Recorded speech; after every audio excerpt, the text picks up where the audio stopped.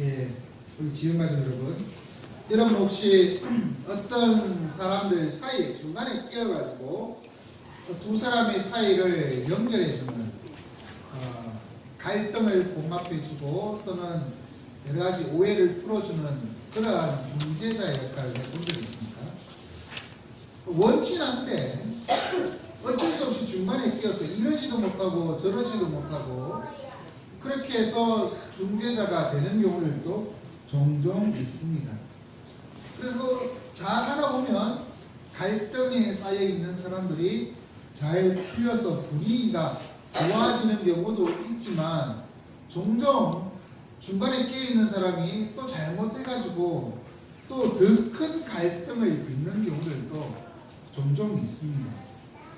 여러분들의 삶에서 그런 경우가 한 번씩 있지 않습니까? 나는 의도하지 않았는데 사이가 틀어진 두 친구 사이에 내가 중간에 친구로서 있어서 서로 도와주는 그렇게 얘기를 들어주고 그래서 오해를 풀어주는 경우들이 있습니다. 이러한 중재자가 성경에도 등장합니다.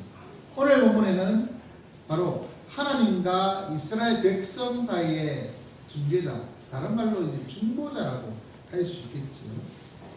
그 중재자를 세우는 일을 나타내고 있습니다. 보여주고 있습니다. 물론 하나님과 이스라엘 사이에 갈등이 있어서 생겨나는 중재자는 아닙니다.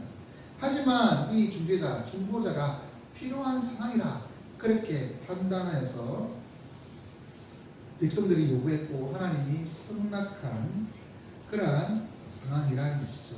이것을 통해 간접적으로 이스라엘 백성들에게 이제는 모세를 통한 간접적인 말씀이 선포되고 있습니다. 또한 이 말씀은 결국 우리에게 예수 그리스도에 대한 예표로서의 이 중재자 역할을 하고 있는 모세의 모습을 보여주고 있다는 것입니다. 그래서 이 모세가 이스라엘과 하나님 사이의 중보자 역할이 할 수밖에 없었던 그 상황, 배경과 그 중보자가 가진 의미, 그리고 그것을 통해서 우리에게 주시는, 우리에게 있는 유일한 중보자 되신 예수 그리스도에 대하여 요한복음 1장 14절과 함께 그 의미를 살펴보면서 은혜를 나누고자 합니다. 이스라엘 백성들은 하나님부터 십계명을 받았어요. 십계명의 내용이 바로 21절까지에 나타납니다. 출애굽기 20장에 십계명이 있고 신명기 5장에도 이 십계명이 있습니다. 이렇게 십계명을 받았습니다. 하나님 사랑, 이웃 사랑이라고 하는 그런 중요한 내용을 담고 있는 이 10가지 계명을 받은 사람들은 이제 그 말씀을 지켜야 합니다. 그런데 하나님께 한 번 말씀하셨습니다. 한 번 말씀하신 것을 듣고 1에서 10가지를 다 기억해내는 사람이 100에 하나 둘 있을까 말까 하죠. 한 번 말씀하신 것을 듣고 한 번 듣고 기억해내는 것은 진짜 천재 중에 천재입니다.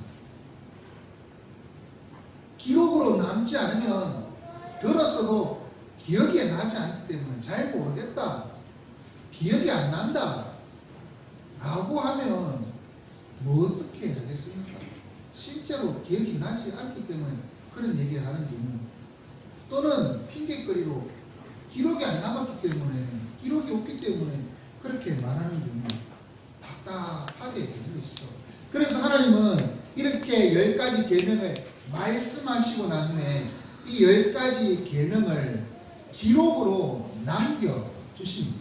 그런데 이 기록은 당시에 사용하던 종이같이 쓰는 파피루스나 또는 양피지같이 가죽에 새겨지는 그러한 글이 아닙니다. 그리고 토판에 흙을 이렇게 해서 그곳에 글씨를 새기는 그러한 모습도 아니라는 것이죠. 돌판에 하나님께서는 이 10가지 계명, 10계명을 새겨서 이스라엘 백성에게 주십니다. 이것은 상당히 중요합니다. 하나님께서 기록을 남기신다면 이스라엘 백성들이 이집트에서 자주 본 것처럼 파피루스에 아니면 양들이 많은데 옛날에도 양 가죽 같은 데다가 글씨를 많이 썼는데 그렇게 써서 남겨도 됩니다. 그렇게 남겨서 줘도 된다는 것이죠. 그런데 하나님께서 그렇게 하지 않은 이유는 뭐겠습니까? 그것은 그렇게 할 경우에 사람들이 임의로 첨가하거나 뺄 수 있다는 것이죠. 글자 위에 다른 글자를 더 붙일 수가 있습니다. 그렇게 하면 이것은 하나님의 의도와는 다른 모습으로 나타날 수 있기 때문이죠. 하지만 하나님께서는 돌에 새겨서 두 돌판으로 이스라엘 백성에게 주셨습니다.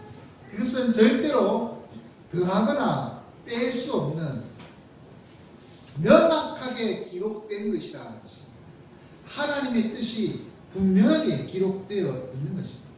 그래서 사람이 임의로 바꿀 수가 없는 것이 바로 이 두 돌판에 새겨진 십계명인 것입니다.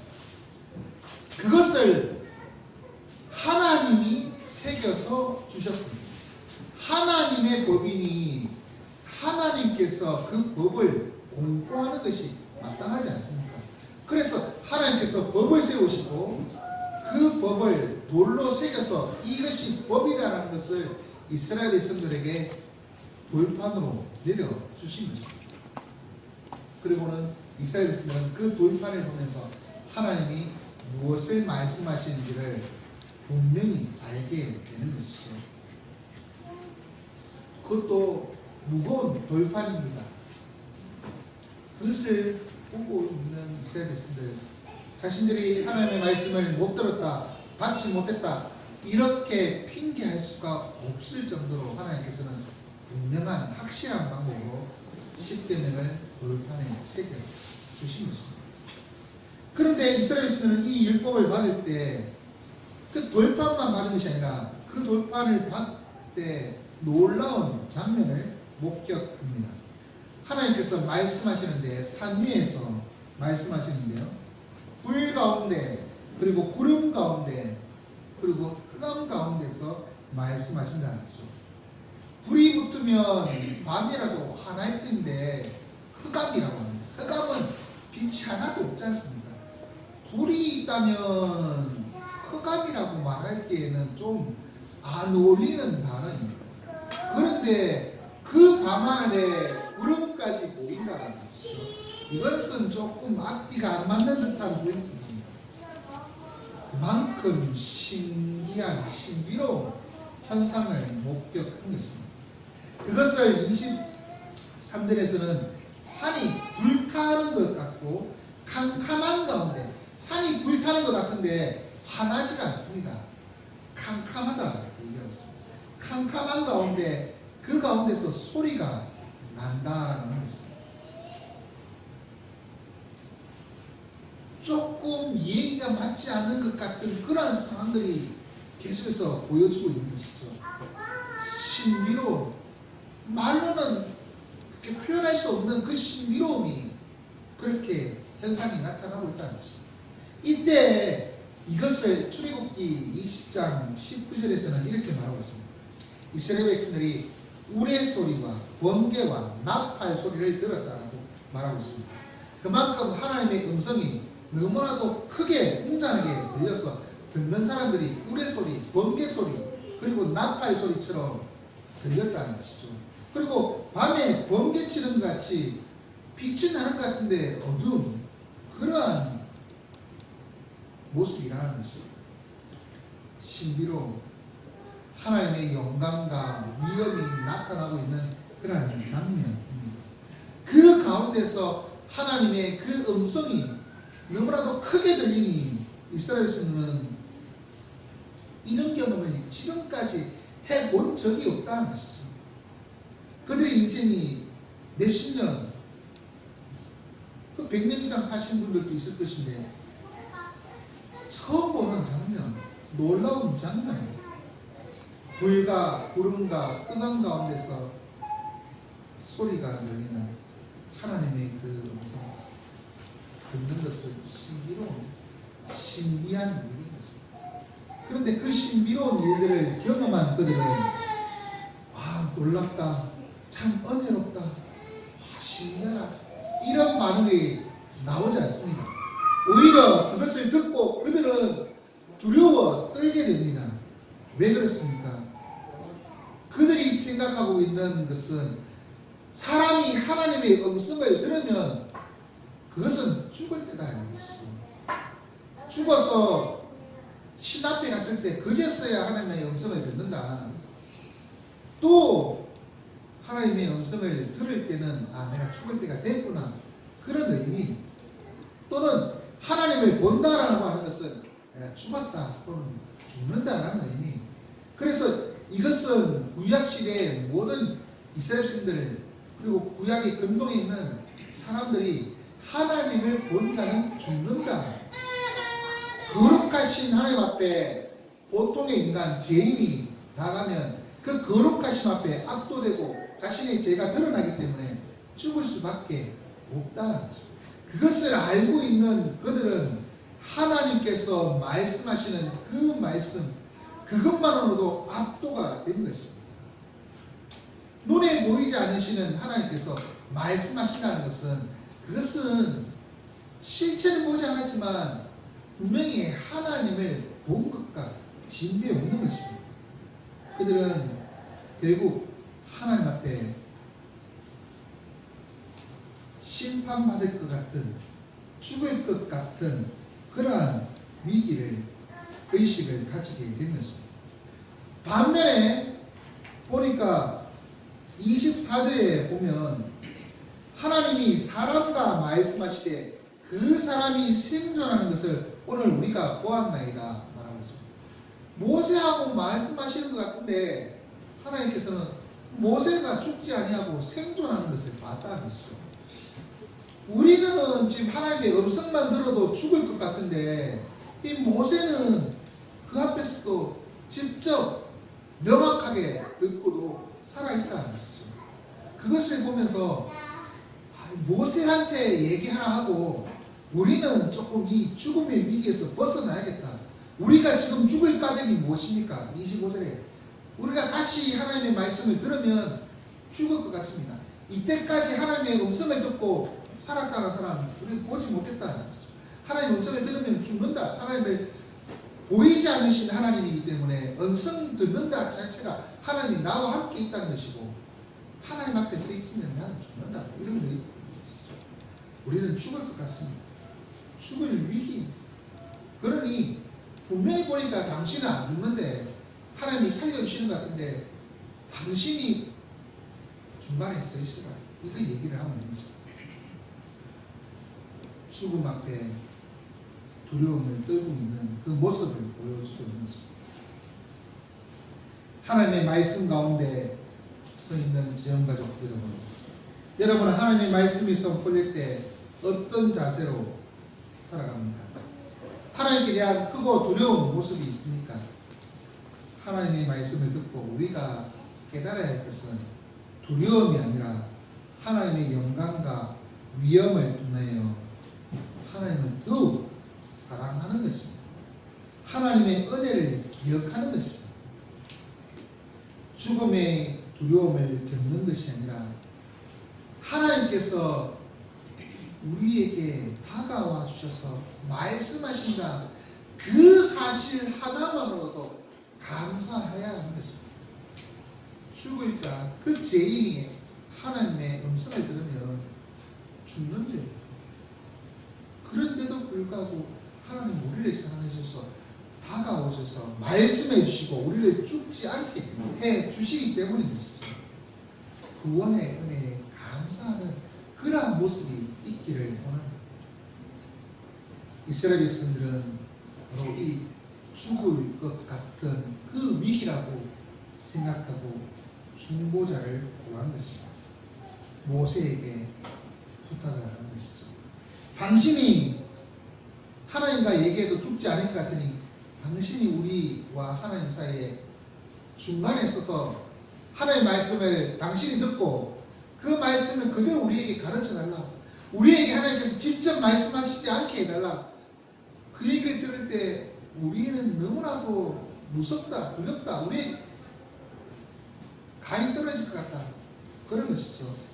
그렇게 해서 중보자로 모세를 요구합니다. 구약에서는 하나님께서 모세를 중보자로 세운 것이 아니라 이스라엘 백성들이 모세를 중보자로 택하여서 그런 것입니다. 그런데 그 얘기를 들은 하나님께서 그들의 말을 옳게 여기셨습니다.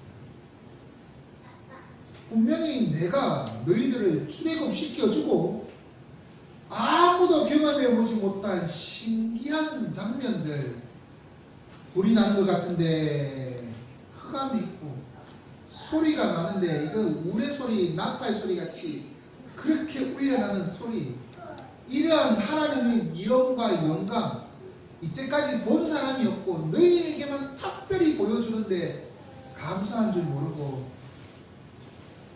못된 녀석들이라고 말할 수 있는데 하나님은 그렇게 화를 내지 않습니다.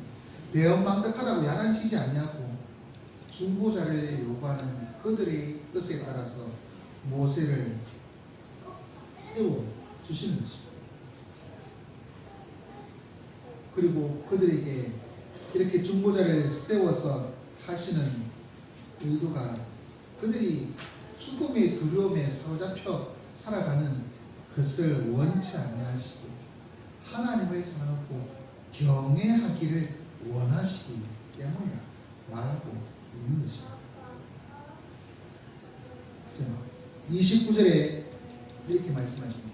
다만 그들이 항상 이 같은 마음을 품어 나를 경외하고 하나님을 경외하도록 중보자를 세워주시는 것입니다.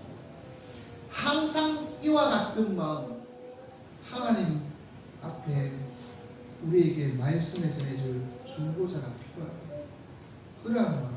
그래서 우리가 하나님의 말씀을 들을 때 직접 들으면 죽음의 그런 두려움이 있다.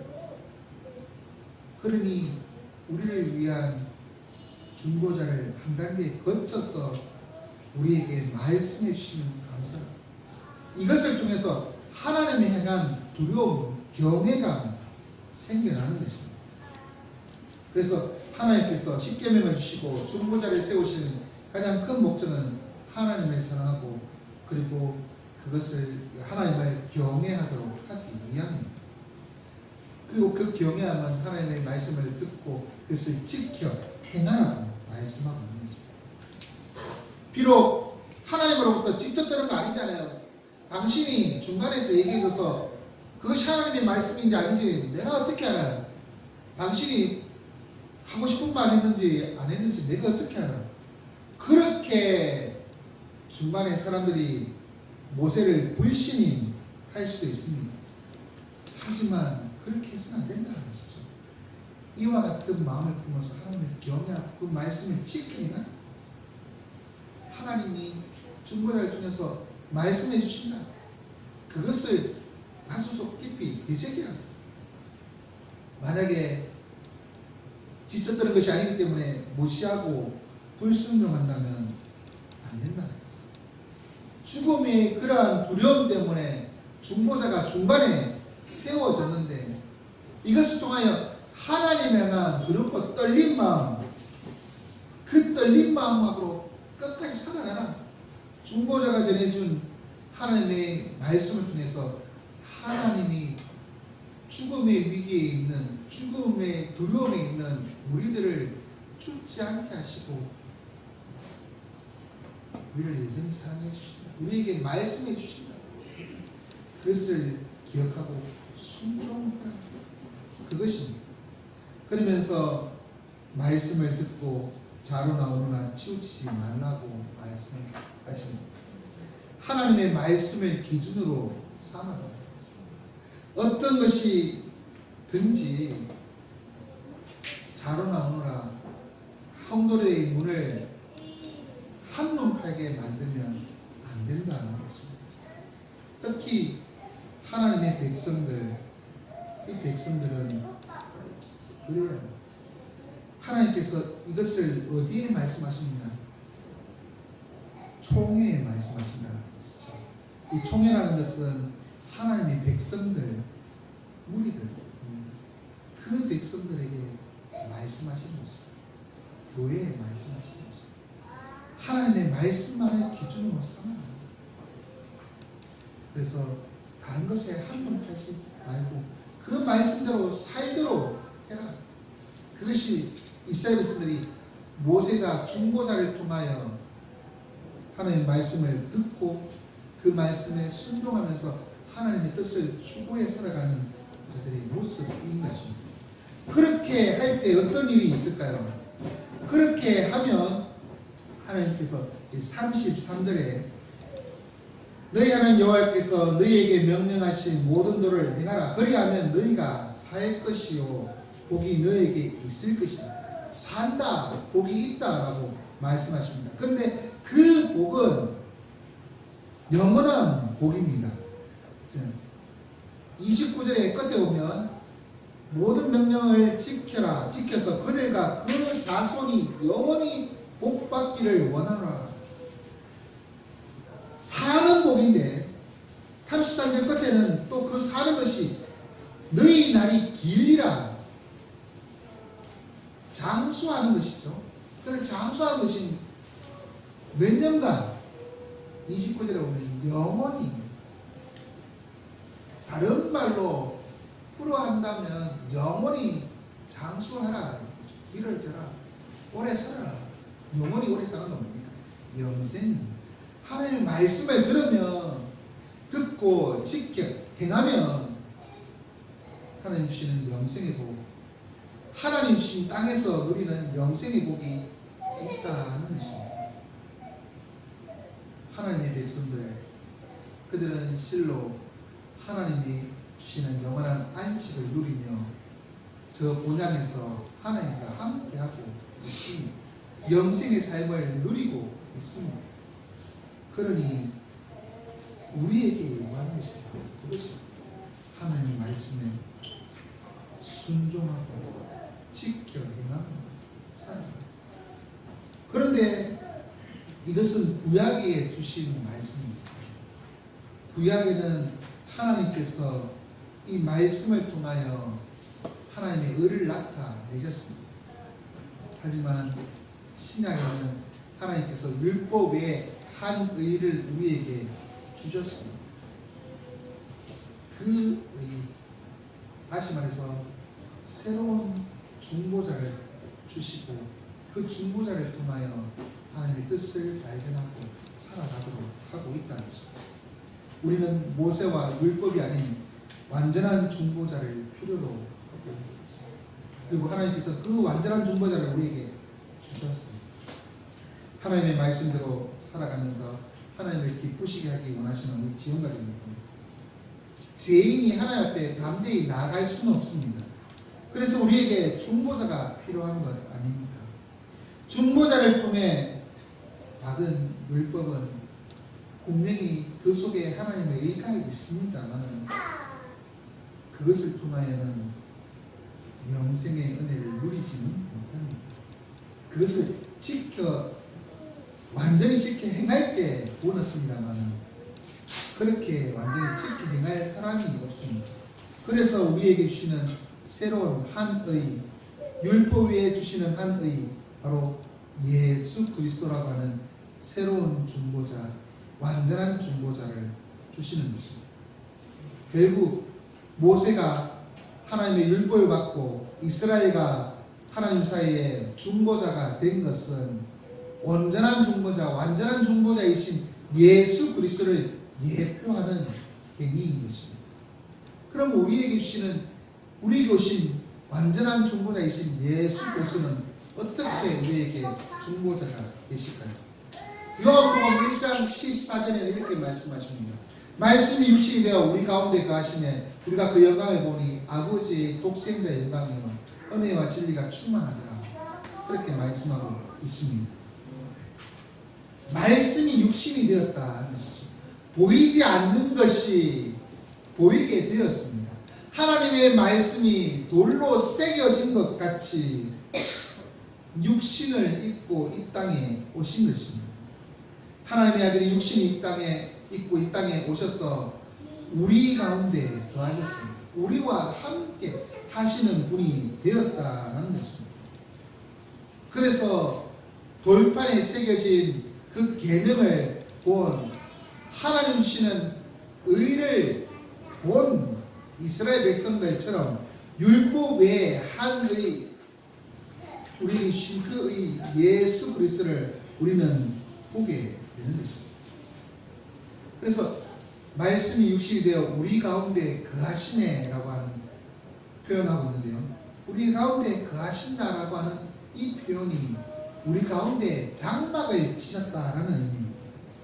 다시 말해서 우리와 함께 하신다. 우리 가운데 장막을 치셨다는 것은 우리의 성소가 되신다. 우리 하나님과 만나게 하신다는 그런 의미입니다만 중요한 것은 우리 가운데 계신다는 것이죠. 우리와 함께 하시는 임마누엘 하나님이 되셨다라는 의미입니다. 말씀이 우리 가운데 거하시. 우리가 그것을 통해서 하나님 만나게 되는 것입니다. 그런데 이스라엘 백성이 돌판을 받을 때 하나님의 위엄과 영광을 받지 않습니까? 요한은 동일하게 그 영광을 보니 아버지의 독생자의 영광이라고 그렇게 표현하고 있습니다. 이 표현은 아버지의 독생자의 영광, 다시 말해서 하나님의 그 신성이 육신이 되신 예수 그리스도에게 있다는 것입니다. 그리고 예수 그리스도를 통하여 아버지께로 갈 수 있음을 말씀하는 것이죠. 그래서 요한복음 14장 9절에 나를 본 자는 아버지를 보았다라고 분명히 그의 영광입니다. 그런데 그 영광을 보니까 아버지의 독생자의 영광입니다. 그렇게 얘기를 하고 있기 때문이죠.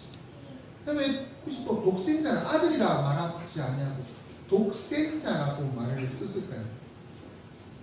예수님이 하나님의 자녀 중에 유일한 자녀입니다. 그리고 하나님을 완전하게 계시할 수 있는 유일한 분입니다. 아버지의 독생자의 영광으로 오신 예수 그리스도를 통하여 우리는 결국 하나님을 만나게 되는 것입니다. 다시 말해서 하나님 우리에게 주신 유일한 중보자가 되시는 것입니다. 하나님의 백성들이, 이스라엘 백성들이 하나님의 영광과 위엄을 목격하고 두려워서 모세를 중보자로 요구했지만 우리에게는 하나님께서 우리를 사랑하셔서 우리를 죽음에서 건져내기 위하여 창세전부터 작정하시고 그 아들 예수 그리스도를 우리의 중보자로 보내어 주신 것입니다. 하나님과 우리 사이에 다른 중보자가 없어요. 유일한 중보자 예수 그리스도를 보내어 주신 것입니다. 우리는 이 예수 그리스도를 통하여 하나님의 놀라운 은혜를 입습니다. 말씀이 육신이 되어 우리 가운데 가시며 우리가 그 영광을 보니 아버지의 독생자의 영광이요 은혜와 진리가 충만하더라. 은혜와 진리가 중보자 안에 충만합니다. 그 은혜가 무엇입니까? 죽음, 허물과 죄로 죽었던 우리들을 그 죽음에서 건져주는 것 아니겠습니까? 오늘 본문에 있는 것처럼 영원히 복받기를 원하는데 이 영원히 복받는 것이 너희의 날이 긴, 살고 긴, 다시 말해서 생명 영생인 것처럼 예수 그리스도 안에 있는 자들은 영생의 복을 누립니다. 이것 말고 더 큰 은혜가 있습니다. 죽음의 그 두려움에서 벗어나는 그 은혜를 우리에게 주신 것입니다. 예수 그리스도 안에 있는 자들. 그래서 요한복음 3장 16절에 하나님이 세상을 이처럼 사랑하사 독생자를 주셨으니 이는 그를 믿는 자마다 멸망하지 않고 영생을 얻게 하려 하심이라 말씀하고 있는 거죠. 우리에게 영생의 은혜가 주어집니다. 그리고 주님은 진리가 충만하십니다. 어떠한 거짓도 없으신 분이십니다. 하나님께서 말씀하신 것을 반드시 이루시는 것처럼 이 말씀하신 대로 우리에게 영생의 은혜를 허락해 주십니다. 우리는 다시 말해서 하나님 안에서 예수 그리스도의 그 중보자 안에서 영원한 복, 영생의 복을 누리고 살아갑니다. 우리에게 주실 그 땅에서 하나님 나라 안에서 영원한 안식, 영원한 생명을 누리게 될 것입니다. 예수 그리스도를 믿음으로 영생의 복을 누리고 계시는 이 지금까지도 우리와 함께 계시기 위하여 육신의 몸을 입고 이 땅에 오신 예수 그리스도를 믿으십니까? 그 안에만 하나님의 영광과 또한 하나님 주시는 구원의 은혜가 있음을 기억하십시오. 하나님께 나아갈 수 있는 길이 열렸음을 기억하고 감사하시는 여러분 되시기 바랍니다. 우리에게 영원한 생명을 주시기 위하여 우리의 중보자가 되시기 위하여 기꺼이 이 땅에 오신 예수 그리스도 되십니다. 이제 말씀 뵙겠습니다. 성탄절을 앞두고 있습니다. 우리에게 중보자가 되십니다. 이스라엘 백성들에게 중보자가 필요했던 것처럼 우리에게도 중보자가 필요한데 하나님께서 우리를 사랑하셔서 죽음의 그 저주, 그 두려움에서 건져내시고 영원한 생명을 주시기 위하여 예수 그리스도를 중보자로 내어 주셨습니다. 우리 예수 그리스도를 통하여 우리는 하나님의 위엄과 영광을 누리고 그 안에서 하나님 주시는 은혜와 진리를 맛보고 있습니다. 사랑하는 지역가족 여러분, 그러니 하나님이 우리에게 주신 은혜, 그 은혜를 기억하며 믿음으로 살아가는 저와 여러분 되시기 바랍니다. 자, 어린이 여러분,